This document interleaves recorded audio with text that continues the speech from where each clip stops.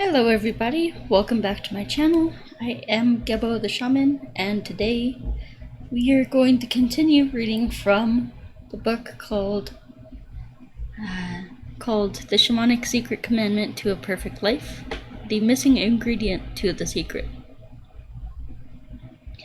Alright, so beginning this, if you haven't already, go ahead and check out my website. I have a bunch of, products, courses, services, a bunch of things that can help you. And so yeah, those are really helpful. And just a bunch of services. I do astrology, I do rune readings, I do all kinds of stuff. So check those out. All right, so we left off on last time. On like more than halfway through the book, so we're going to continue this reading on the chapter called Creating Your Perfect Life. Okay, so you have a good foundation of how the secret commandment works. Now, hold on. There you go. Now we go into action to create our perfect life. Step 1. Ask yourself if you've lived in a magical fantasy world. If you lived in a magical fantasy world where you can be and do anything, what would your life look like? Where would you live? What would you be doing to make yourself happy? What would your personal relationships look like? Are you single, married? Do you have children, etc.? Step 2. Examine your chosen new life. This is really what you want, or is this really what you want, or are you compromising? Remember that in order to reap the most out of the secret commandment, you need to create your deepest desires to the full. So ask yourself if you're going after what you really, really want, or are you skimping in order to be more practical or sensible? This is your one and only life in this body. You have a responsibility to yourself to have as much fun as is humanly possible.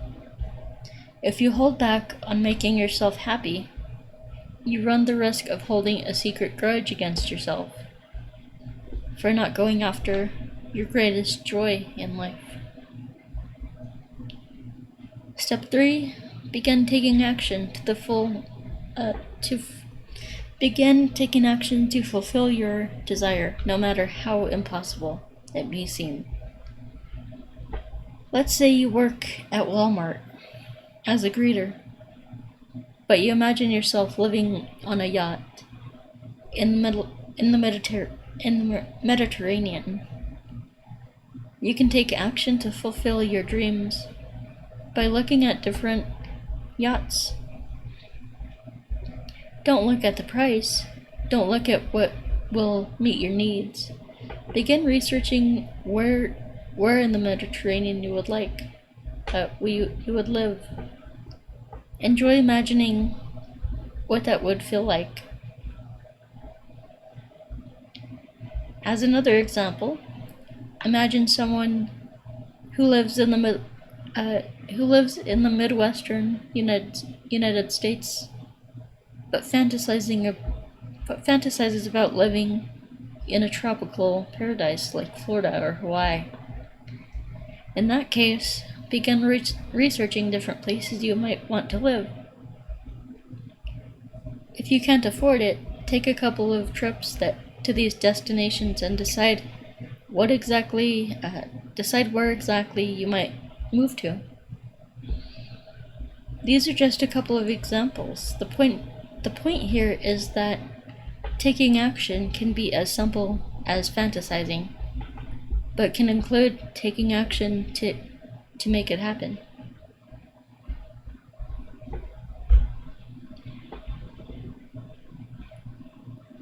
Let's see here. Step 4. Step 4, continue to take action every day. When you experience fear or procrastination, ask yourself, what are you afraid of? Write down your fears and feelings around the issue. Keep yourself open to unorthodox possibilities. The universe is economical in how it provides resources, so don't limit the universe in how it will manifest your resources. This is where people get stuck. People know that they need money to accomplish an objective, and they automatically assume that that's the only way to accomplish that. For example, I have to win the lottery, etc. The universe will respect your boundaries. If you're very attached to the idea that the only way to get what you want is by winning the lottery, the universe will respect that. That doesn't mean that you'll win the lottery.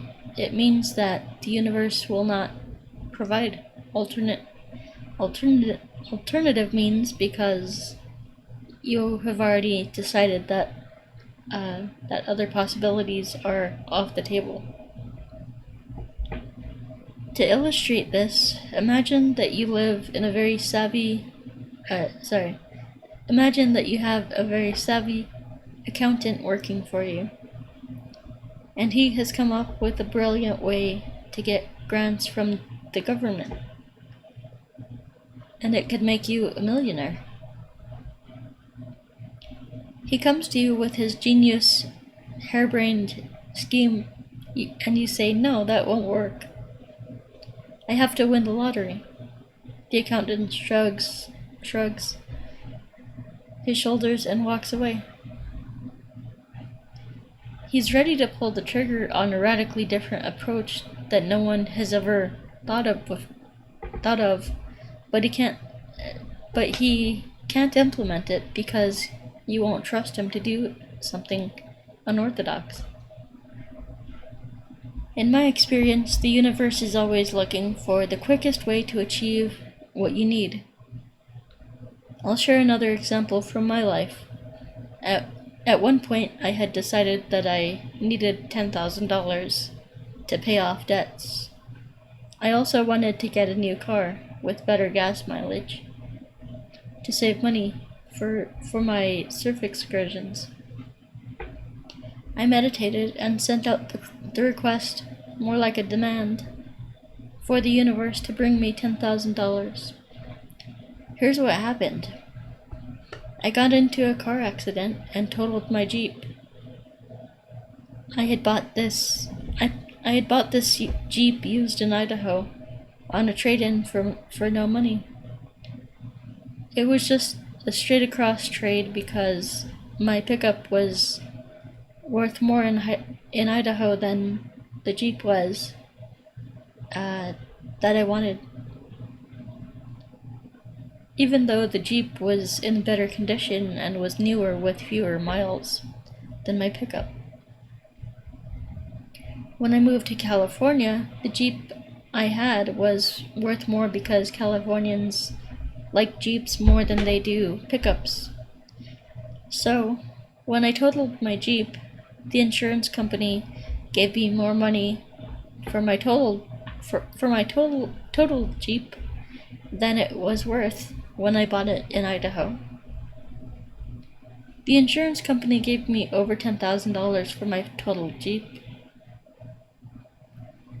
I kept the $10,000 and used it to pay off some debts, and used what was left over to put a down payment on a new car. So in essence, I got the $10,000 I needed plus a free upgrade to my new car. All this from a car accident. This is how the universe works sometimes. It looks for the quickest and easiest way to get you what you need, but it may come in ways you don't expect.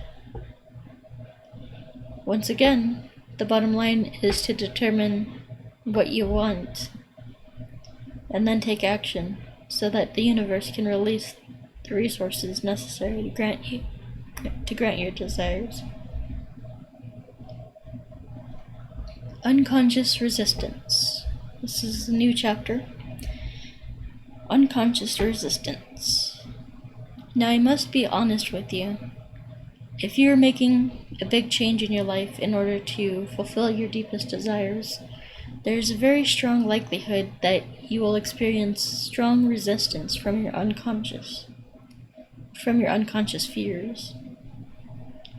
These unconscious fears will do everything in their power to prevent you from breaking free from your old patterns.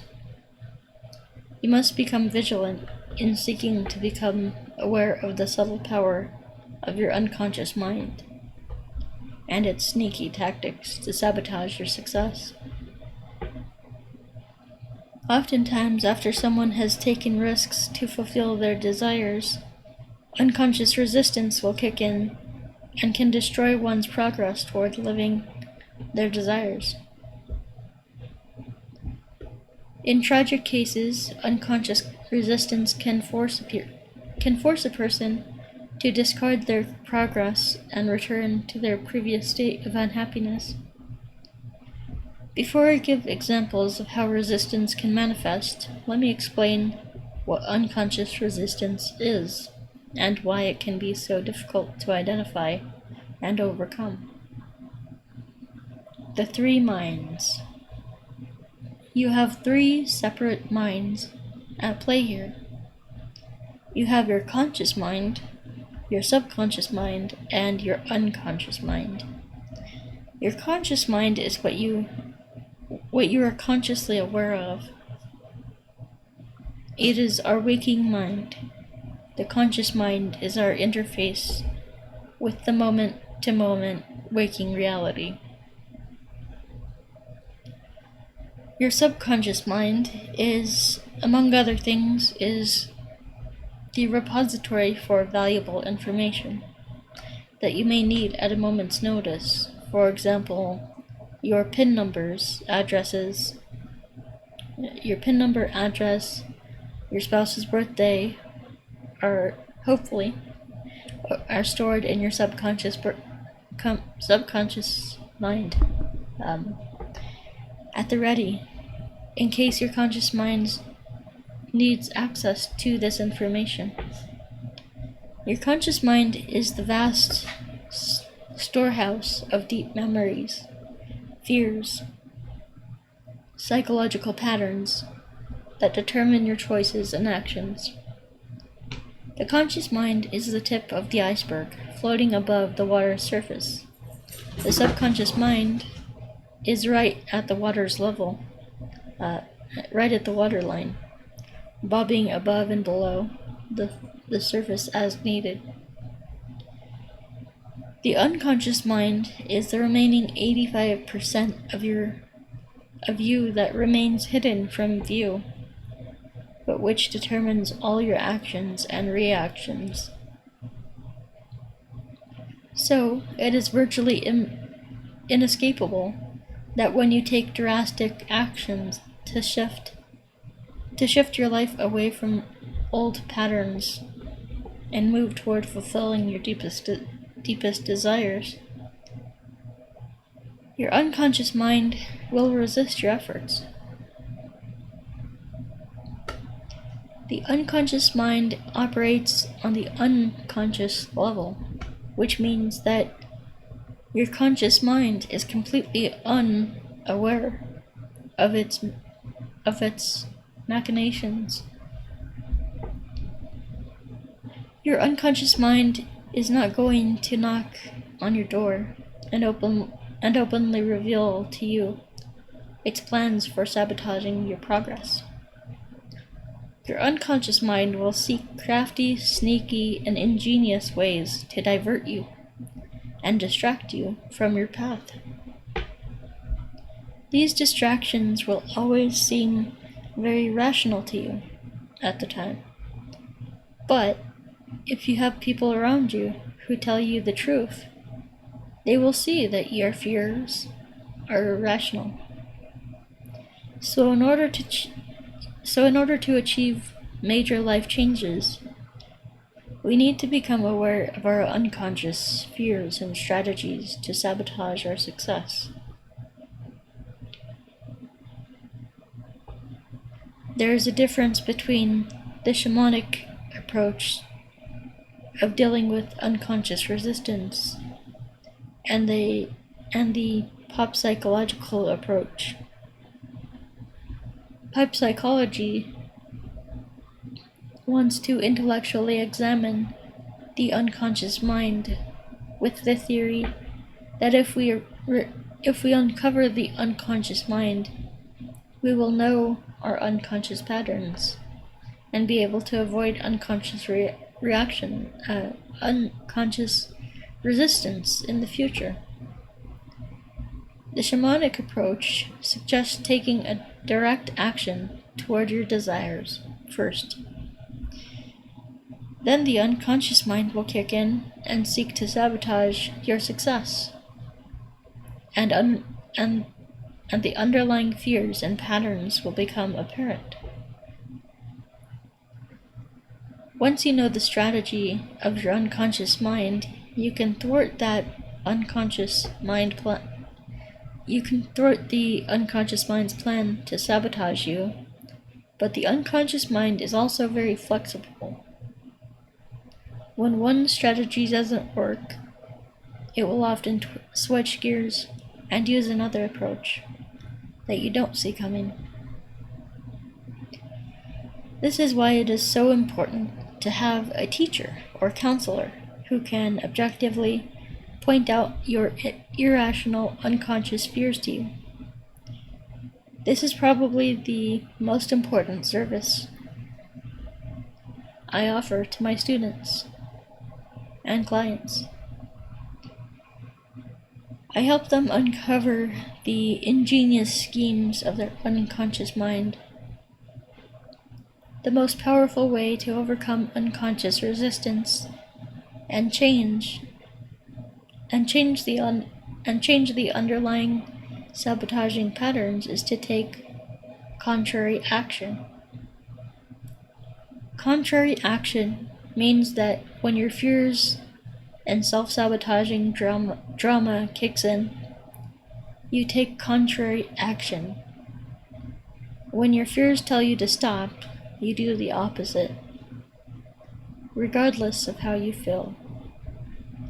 I'll give you an example of a powerful method to overcome unconscious resistance.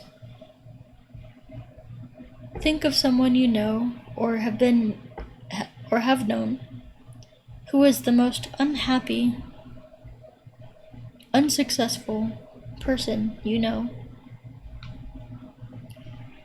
Family members or childhood friends are good for this because you've known and watched them for a long time.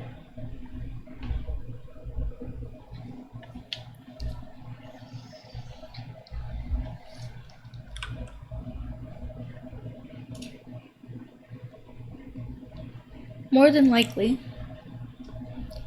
you'll be able to see how this person sabotages their own happiness. They may complain about being a victim of circumstances, but you'll most likely be able to see that their misery is entirely of their own making. They, however, will vehemently defend their resistance. You don't understand. I can't leave my abusive boyfriend. He's paying my medical bills. Even though it was their abusive boyfriend who was sending them to the hospital most of the time. They have all kinds of irrational excuses for staying miserable. It's easy for us to see when others are doing this, but it's very difficult to see when we are doing this in our own lives. That's because the unconscious mind wants to stay hidden. If you knew what the unconscious mind was doing, you wouldn't listen to it. So, it stays hidden, and and concocts ingenious methods to fool us into staying stuck. This is the power of unconscious resistance. We are not consciously aware of how we are seeking to stay miserable. So, back to our method of overcoming our unconscious fears. Bring to mind this sad, unsuccessful person that you know. They are your best teacher when it comes to overcoming your unconscious fears.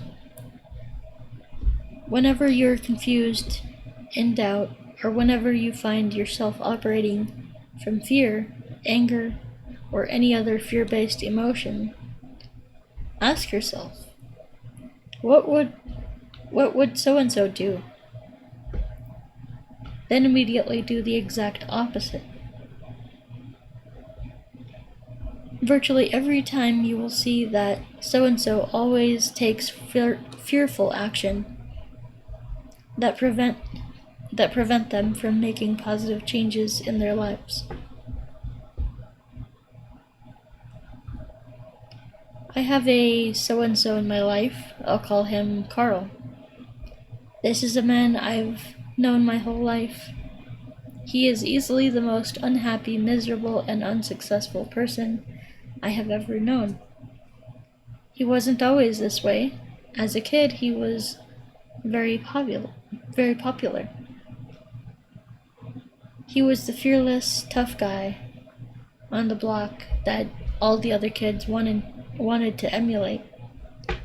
He was fearless, strong, and full of self-confidence. He was kind of a bully at times, but so are a lot of alpha male types. From the looks of it, as a kid, if he applied himself in life, he was assured to be a success at whatever he put his mind to. Fast forward to today, Carl is broke, homeless, sick, and miserable. He has no family, friends, job, or future. It is amazing that he is still alive. He somehow manages to stay alive despite how miserable his life is. He currently suffers from a debilitating, progressive illness that causes him severe pain. His doctors have told him that his illness is a result of emotional stress. Yet, he adamantly refuses to seek professional counseling to relieve his stress. Carl, because of the nature of his illness, could easily qualify for public assistance, but he refuses to even apply. I believe he does this because, on an unconscious level, he prefers to be a victim. He likes to complain, so the more tragic his life is, the easier it is for him to complain about his life.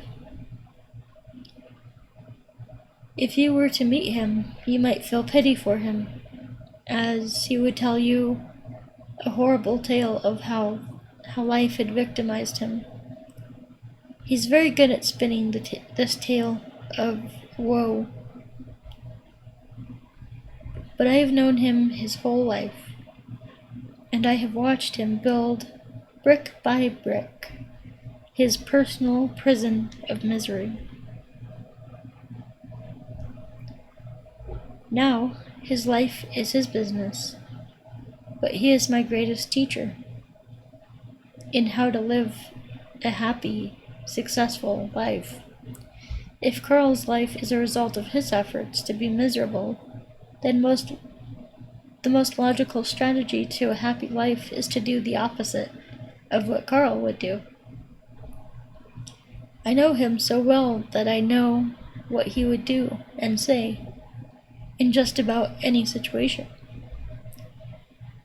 So, in order to get the most out of my life, I simply apply this method of living in complete reverse. Carl has unwittingly taught me one of the greatest skills in achieving a happy life. He teaches me how to take contrary action. Whenever I am confronted with a frightening situation in my life, whenever I want to hide or feel like a victim, I ask myself, what would Carl do right now? And then I do the exact opposite. It works every time. Whenever I want to hide or feel victimized, I imagine Carl. What he would say, what he would do. I listen to his advice, and regardless of how scary it sounds, I do the exact opposite. Sometimes this is frightening. Sometimes taking Carl's way out of life seems really good. Sometimes playing the victim feels safe. It sure sounds convincing, but since I am more afraid of being miserable and sick, like Carl, I do the exact opposite, regardless of how scary or impractical it may seem to me at the time. This approach, as I said, always works. My life always gets better when I do the opposite of Carl. I am so grateful for everything that he teaches me.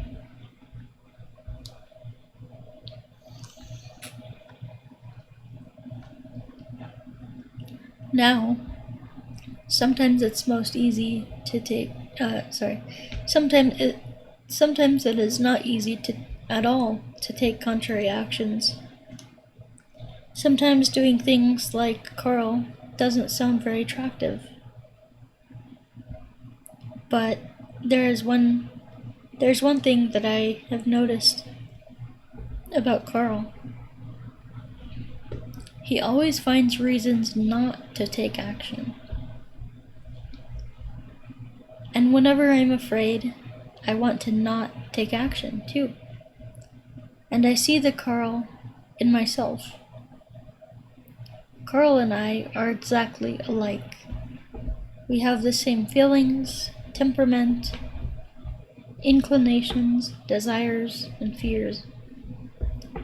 We were very alike growing up. We even looked alike.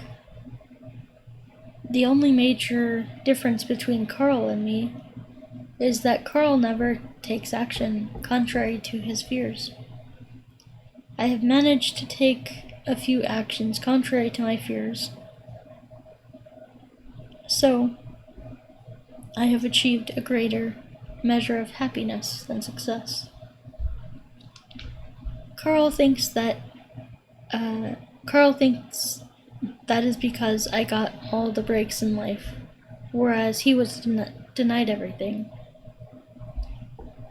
But I was there. I saw how Carl was given a lot of opportunities, and he sabotaged all of them. But to be honest, from my perspective, Carl has more potential than I do. He is stronger than I am in many ways. He has an extremely strong will. He just uses his willpower to sabotage his life. I'm not as strong as Carl, so even though I too have a self-sabotaging streak, I'm just not tough enough to be as miserable as he is. I couldn't survive living his life. Having known Carl all my life and having seen firsthand all of Carl's strengths, gifts, and abilities, I can see how, if he had simply taken just a few actions towards his desires, even when he was afraid, he would be very successful in life. The truth is that Carl has worked extremely hard at being a failure. If he had put 10% of the effort he puts into being miserable into taking actions, he would be extremely successful. So, one of the first things that you can do to achieve success is to bring to mind your version of Carl and imagine what he or she would do, and then just do the opposite.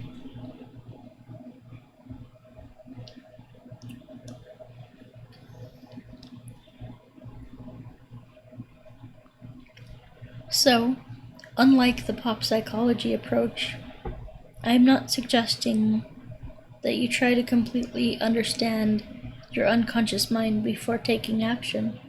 That is simply not possible. Taking action will threaten your unconscious patterns and bring them out of hiding. They will reveal themselves when threatened, and if you continue to take direct action towards your desires regardless of your fears, you will eventually become aware of how your unconscious fears sabotaged you. But in the moment, most likely you will feel afraid and confused. But when you learn how to take action regardless of how scared, depressed, sick, poor, alone, etc. you may feel, you will eventually learn how to identify and overcome your unconscious resistance when it raises its head.